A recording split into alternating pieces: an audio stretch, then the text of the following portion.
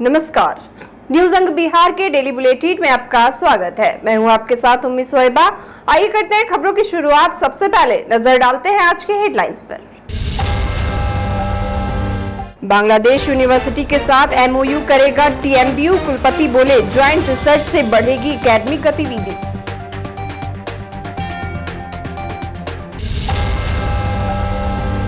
तेरह मई को 26 बेंचों पर होगी सुनवाई। सचिव ने कहा विवादों का समझौते के माध्यम से होगा निष्पादन।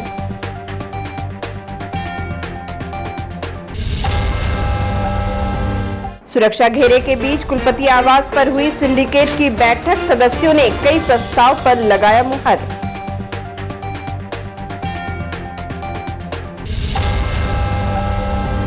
डीएम ने कटाव निरोधी कार्य का किया निरीक्षण। कहा समय सीमा के भीतर होंगे सभी काम।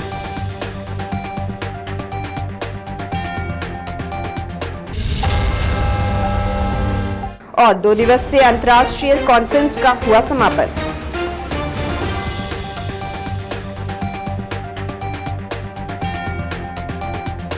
और अब समाचार विस्तार से। तिलका मांझी भागलपुर विश्वविद्यालय अब विदेशों के विश्वविद्यालय से भी एमओयू करेगा। इसी कड़ी में आज टीएमयू के कुलपति प्रोफेसर जवाहरलाल ने बांग्लादेश स्थित वीरेंद्र यूनिवर्सिटी राजशाही के वाइस चांसलर द्वारा एमओयू के लिए भेजे गए प्रपोजल लेटर को प्राप्त किया।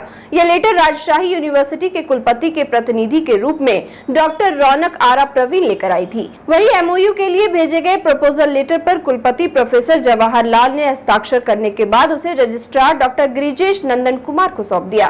कुलपति प्रोफेसर जवाहरलाल ने बताया कि एमओयू होने के बाद तिलका मांझी भागलपुर विश्वविद्यालय के छात्र छात्रा भी बांग्लादेश पढ़ने के लिए आसानी से जा सकते हैं। साथ ही वहां के स्टूडेंट्स भी यहां आकर पढ़ाई कर सकते हैं। उन्होंने बताया कि राजशाही यूनिवर्सिटी और तिलका मांझी भागलपुर विश्वविद्यालय के बीच सेमिनार और कॉन्फ्रेंस होने से एकेडमिक गतिविधियां बढ़ेंगी, जिसका सीधा फायदा छात्र छात्राओं और शोधार्थियों को होगा। कुलपति प्रोफेसर जवाहरलाल ने कहा कि नेशनल एजुकेशन पॉलिसी में भी विदेश के यूनिवर्सिटी से एमओयू करने के लिए कहा गया है, जबकि बांग्लादेश स्थित वीरेंद्र यूनिवर्सिटी राजशाही से आई डॉक्टर रौनक आरा प्रवीण ने कहा कि मेमोरेंडम ऑफ अंडरस्टैंडिंग होने के बाद रिसर्च, इनोवेशन और कल्चरल प्रोग्राम दोनों विश्वविद्यालय के बीच होगा। इस अवसर पर नेपाल के त्रिभुवन यूनिवर्सिटी के डॉक्टर एन ठागना, टीएमयू के PRO doctor Deepak Kumar Dinkar, PG psychology विभाग की डॉक्टर लक्ष्मी पांडे, प्रोफेसर श्रीमंत मुखोपाध्याय समेत कई लोग मौजूद थे।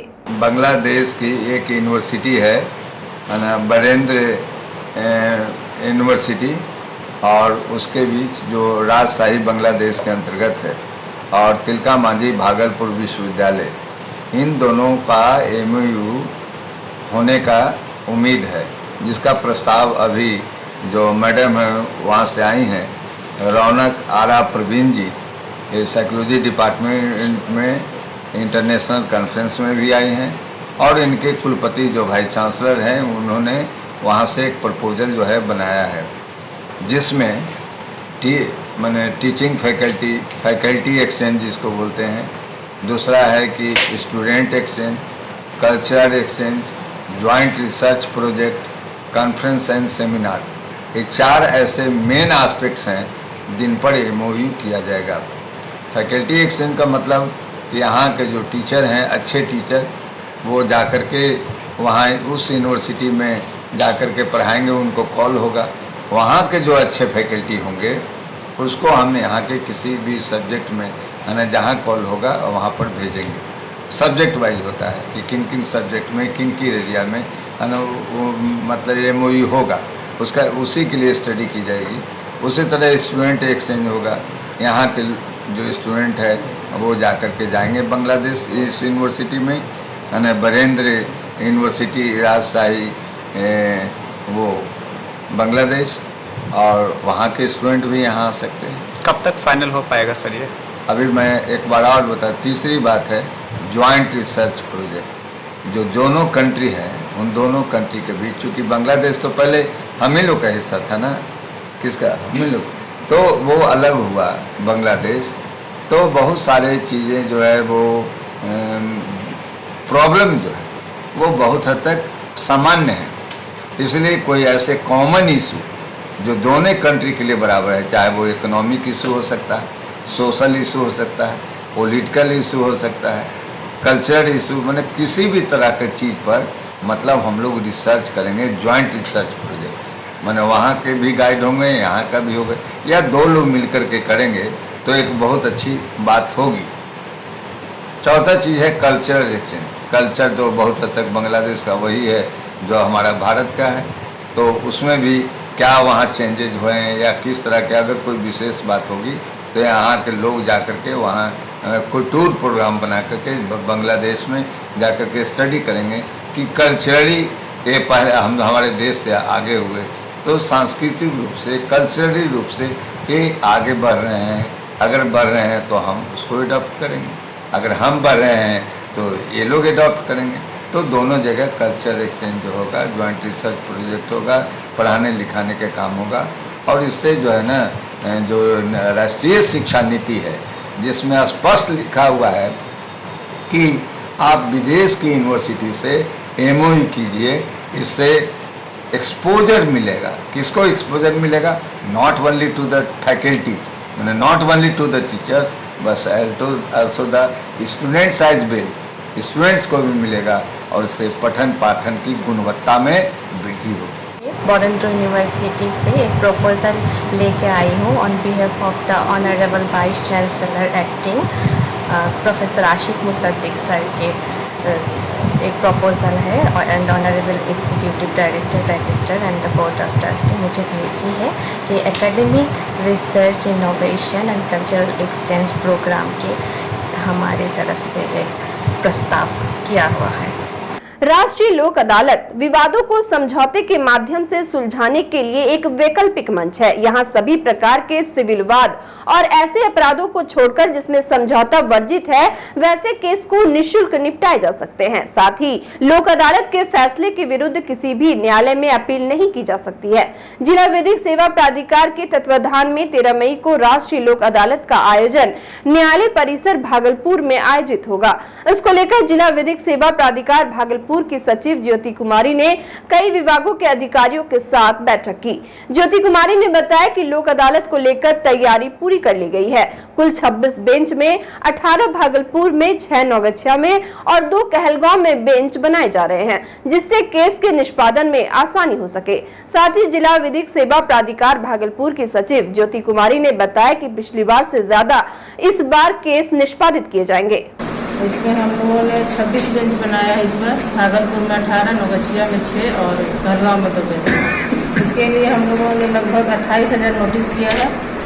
उम्मीद है कि पिछले बार से ज़्यादा इस बार डिस्पोजल होगा। पिछले बार 2716 था, उम्मीद है कि इस बार 2800 के लगभग हो डिस्पोजल। और इसके अलावा हम लोगों ने प्रचार के लिए जागरूकता रथ भी रवाना किया है, जो हर नौगछिया, भागलपुर और कहलगांव में जा के लोगों को जागरूक कर रहे हैं, जिससे ज़्यादा से ज़्यादा लोग अवेयर हो सके और लोक अदालत के यहाँ आए और अपने बातों का निपटारा करा सकें। तिलका मांझी भागलपुर विश्वविद्यालय में कुलपति आवास पर आज सिंडिकेट की बैठक हुई। बैठक की अध्यक्षता वीसी प्रोफेसर जवाहर लाल ने की।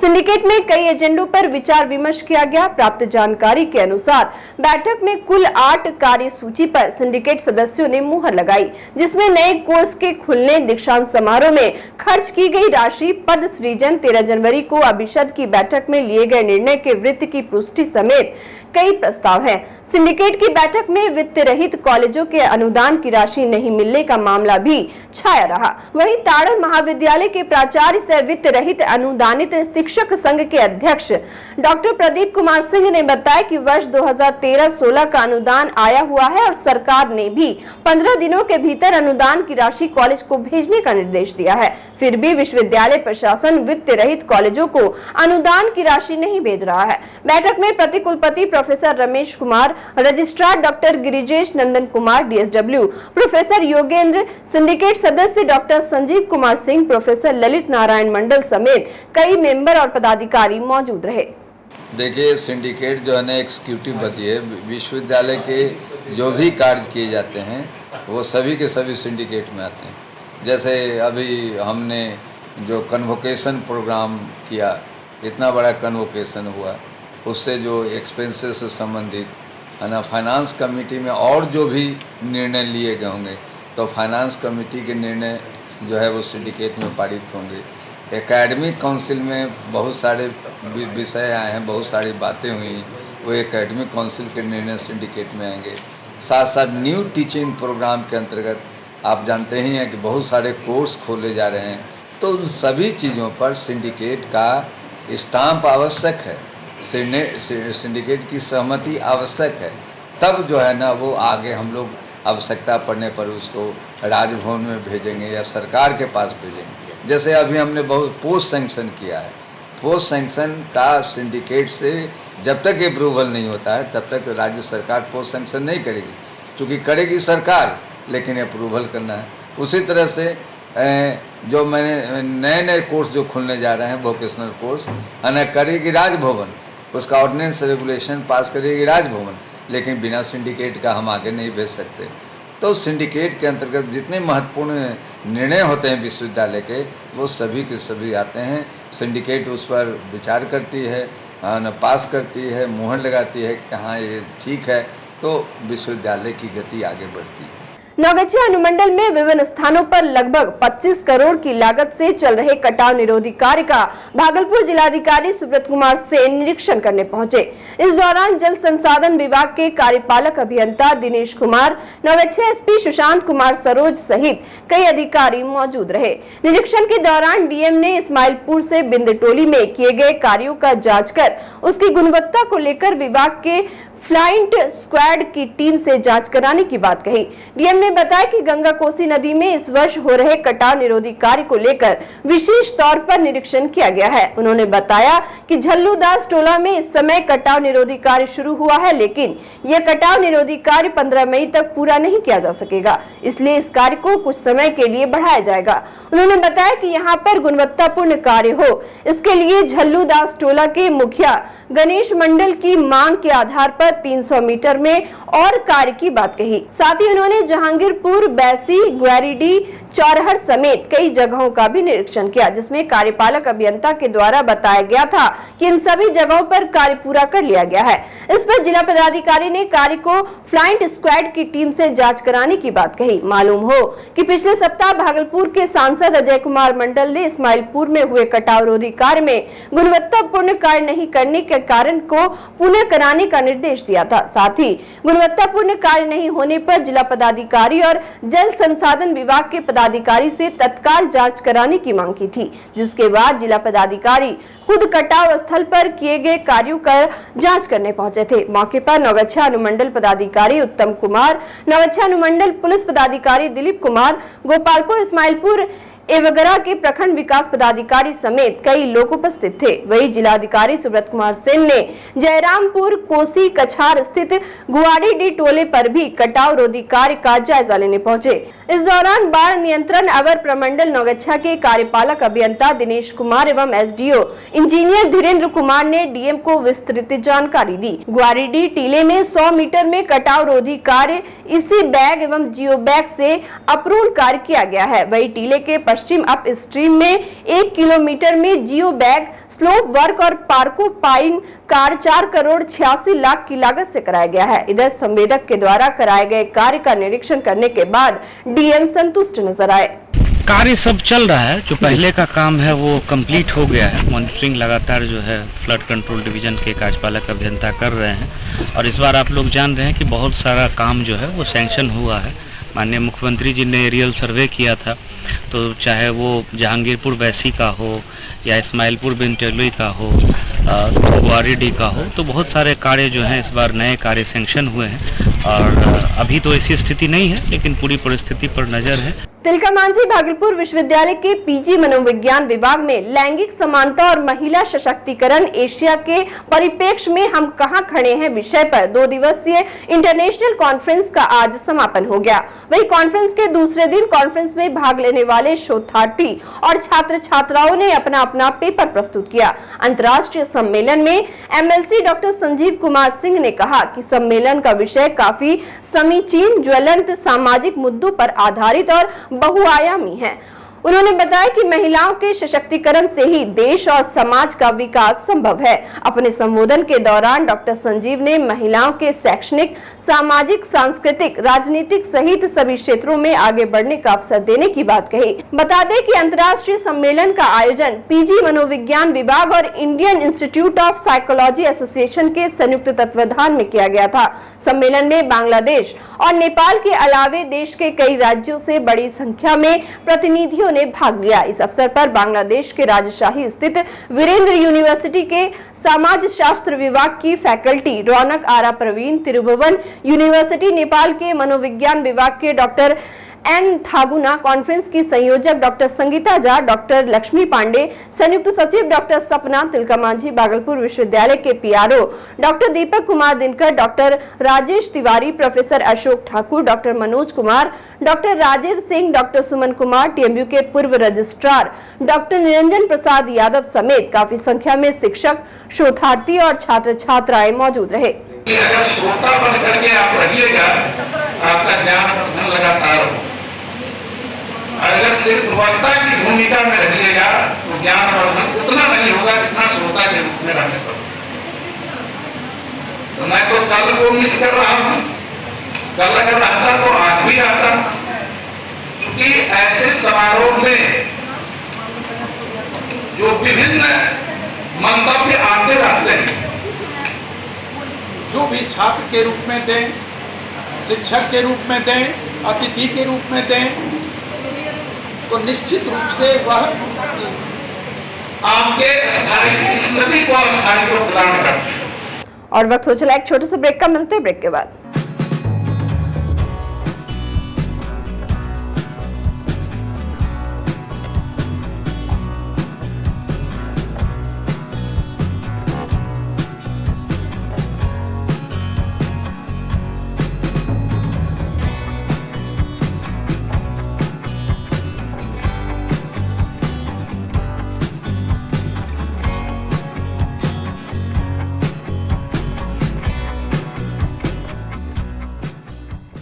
ब्रेक के बाद फिर से आपका स्वागत है। बढ़ते अगली खबर की ओर। भागलपुर जिलाधिकारी सुब्रत कुमार सेन ने नौगछिया एसपी सुशांत कुमार सरोज के साथ बुधवार को अनुमंडल कारा का निरीक्षण किया। इस दौरान नौगछिया के अनुमंडल पदाधिकारी उत्तम कुमार, अनुमंडल पुलिस पदाधिकारी दिलीप कुमार मौजूद थे। उपकारा के निरीक्षण के दौरान तलाशी में कोई आपत्तिजनक सामान बरामद नहीं हुआ, जबकि डीएम ने जेल अधीक्षक को सुरक्षा व्यवस्था बेहतर करने के साथ बेहतर सुविधाओं को लेकर कई दिशा निर्देश भी दिए। भागलपुर के नाथनगर प्रखंड क्षेत्र अंतर्गत अजमेरीपुर बेरिया में बीते दिनों भीषण अगलगी की घटना सामने आई, जिसमें करीब 200 परिवार का आशियाना उजड़ गया।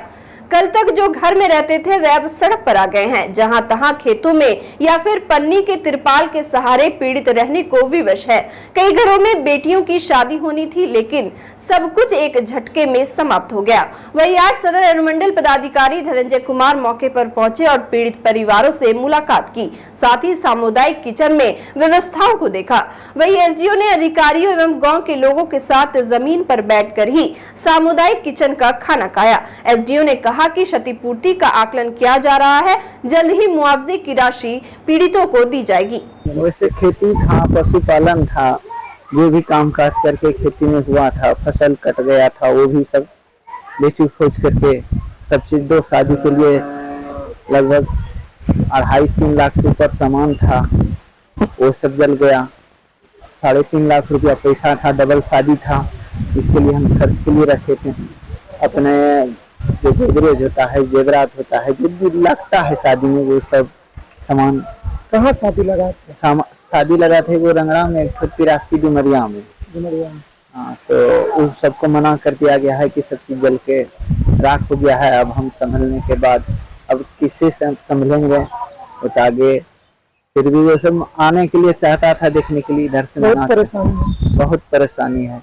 देखिए, जो भी विभाग के जो नियम हैं उसके मुताबिक सामुदायिक किचन हम लोगों ने कल रात्रि से ही शुरू करवा दिया है। कल भी मेडिकल कैंप लगी थी, आज भी डॉक्टर्स की टीम यहाँ पे है और जो पशु चिकित्सक हैं वो उन्होंने भी सब जगह विजिट किया है। उन्होंने कल भी विजिट किया था और आज भी विजिट किया है। और साथ ही साथ जो जीआर की राशि दी जानी है उसके लिए हम लोग आकलन करवा रहे हैं। लगभग आकलन कंप्लीट है और लगभग 100 से 125 घर हैं जो चिन्हित हुए हैं अभी स्पष्ट फिगर आ जाएगा जब आकलन कंप्लीट हो जाता है, तो उनको जीआर की राशि हम लोग आज ही दे देंगे और जो भी बाकी जो मकान या फिर जो खटाल जो क्षतिग्रस्त हुए हैं उसका अभिलेख बन के जो भी उनका क्षतिपूर्ति बनेगा उसको उनको दे दिया जाएगा। सामुदायिक किचन में क्या कुछ देखिए, सामुदायिक किचन कल से शुरू कर दिया गया है और आज भी चला है और अभी कल भी आज शाम तक तो है ही और फिर कल पे हम लोग डिसीजन लेते हैं। पॉलीथीन का भी वितरण किया जा रहा है लोगों में, क्योंकि रहने में थोड़ी समस्या है। एक जगह पंडाल का भी निर्माण किया गया है ताकि लोग उसमें, अभी चूंकि गर्मी का मौसम है तो सब लोग वहाँ पे रहें। भागलपुर के हबीबपुर थाना क्षेत्र में एक महिला का बेटा पिछले 5 दिनों से लापता है। महिला अपने बेटे की तस्वीर लेकर हबीबपुर थाने के ठीक सामने लोगों से उसके बारे में पूछ रही है। दरअसल महिला का बेटा पास के ही एक पेट्रोल पंप से लापता हो गया। उनका बेटा मानसिक रूप से कमजोर एवं बोलने में असमर्थ है। महिला ने बताया कि उसका बेटा पेट्रोल पंप के पास घूमता रहता था और वह वहां से 5 दिन पहले से लापता हो गया। काफी खोजबीन करने के बाद उनका बेटा रोशन का पता नहीं चल पाया। तब महिला ने हबीबपुर थाने में गुमशुदगी का रिपोर्ट दर्ज कराया, लेकिन थाने के द्वारा कोई सुनवाई नहीं होने पर महिला थाने के सामने ही खुद अपने बेटे की तस्वीर लेकर लोगों से पूछताछ करने लगी। साथ ही लोगों से विनती करती नजर आई कि अगर कहीं उनका बेटा दिखे तो उन्हें तुरंत सूचना दें। पेट्रोल पंप से मेरा बेटा खो गया है। मेरा बेटा मुँह में बोली नहीं है। 2-3 बार गया है थाना, उसमें मेरा बेटा को कोई परवाह नहीं कर रहा है। दिमाग कैसा है? दिमाग ठीक है, अब तो बेटा ठीक है, सब बात समझता है, सब बात सुनता है, मेरा बात सब बिल्कुल समझता है। आज इतवार के दिन हुआ है, 4 दिन हो गया। 4 दिन हो गया। और अंत में चलते चलते फिर से नजर डालते हैं आज की हेडलाइंस पर। बांग्लादेश यूनिवर्सिटी के साथ एमओयू करेगा टीएमबीयू, कुलपति बोले ज्वाइंट रिसर्च से बढ़ेगी एकेडमिक गतिविधि।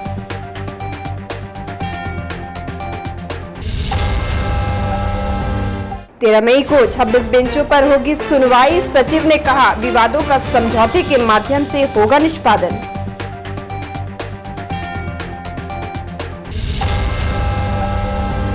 सुरक्षा घेरे के बीच कुलपति आवास पर हुई सिंडिकेट की बैठक, सदस्यों ने कई प्रस्ताव पर लगाया मुहर।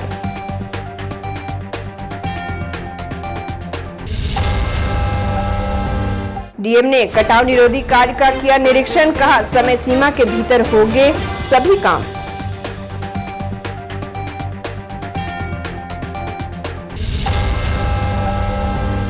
और 2 दिवसीय अंतर्राष्ट्रीय कॉन्फ्रेंस का हुआ समापन।